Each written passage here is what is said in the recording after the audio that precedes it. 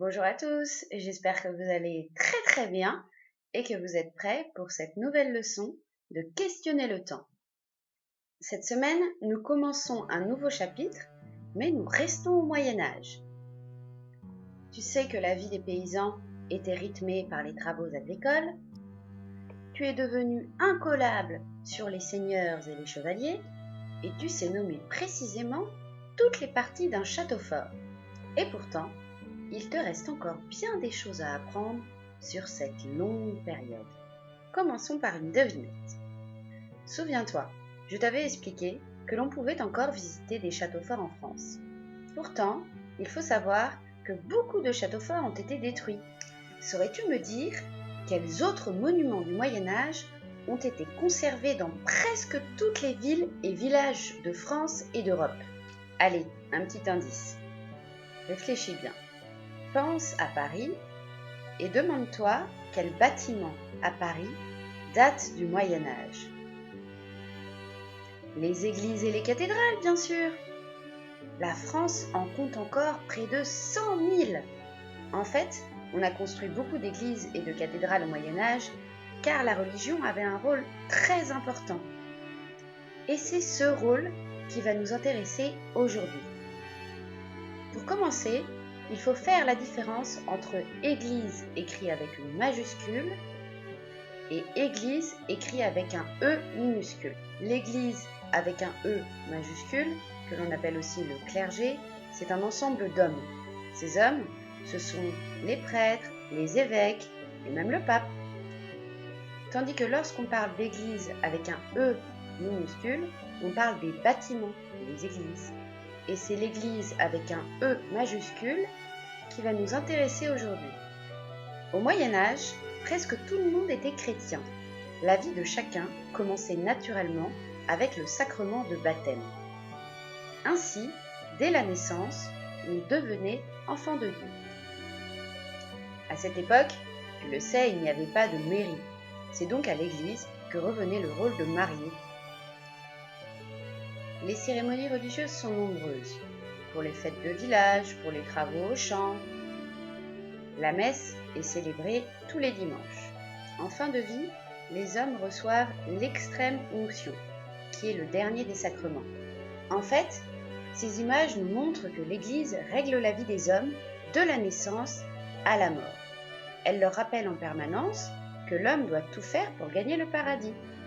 La journée est rythmée par la sonnerie des cloches, l'année par les fêtes religieuses. En fait, l'Église est au cœur de la vie de chacun. Et ce n'est pas tout. Lisons ensemble ce texte de l'évêque de Thérouanne qui date de 1063. La trêve de Dieu. Que ni homme ni femme n'en attaque un autre, ni n'attaque un château ou un village, du mercredi au coucher du soleil jusqu'au lundi au lever du soleil. Si quelqu'un ne respecte pas cette trêve, il sera exclu de l'Église. En fait, ce texte nous explique que c'est l'Église qui décide des jours où on a le droit de faire la guerre ou non. Avec cette règle de la trêve de Dieu, l'Église garantit la paix. Observons maintenant cette série de 4 images. Chaque image correspond à une étape du sacre d'un roi. Lors de l'onction, l'évêque parfume le roi avec une huile sacrée. Puis il lui remet une épée, signe de son pouvoir militaire. Le sceptre qui lui est ensuite confié correspond à son pouvoir de commandement. La cérémonie de sacre s'achève avec le couronnement. La couronne est maintenue au-dessus de la tête du roi, puis posée sur la tête du roi par l'évêque. En plus de sacrer, l'Église surveille et juge les rois. Elle affirme que le pouvoir de Dieu est supérieur à celui des hommes. Mais le rôle de l'Église ne s'arrête pas là. Eh oui, car l'école que tu connais n'existait pas encore. Il n'y avait pas encore de maîtresse, c'était donc aux religieux que revenait le rôle d'enseigner. C'est même l'Église qui a fondé les universités, ces grands bâtiments pour les étudiants. La Sorbonne, à Paris par exemple, est un monument qui date du Moyen-Âge.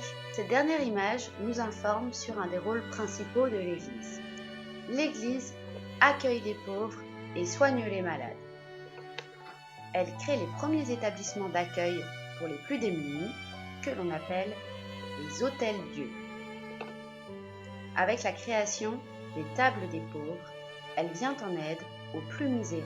C'est l'heure de faire notre désormais traditionnel petit bilan.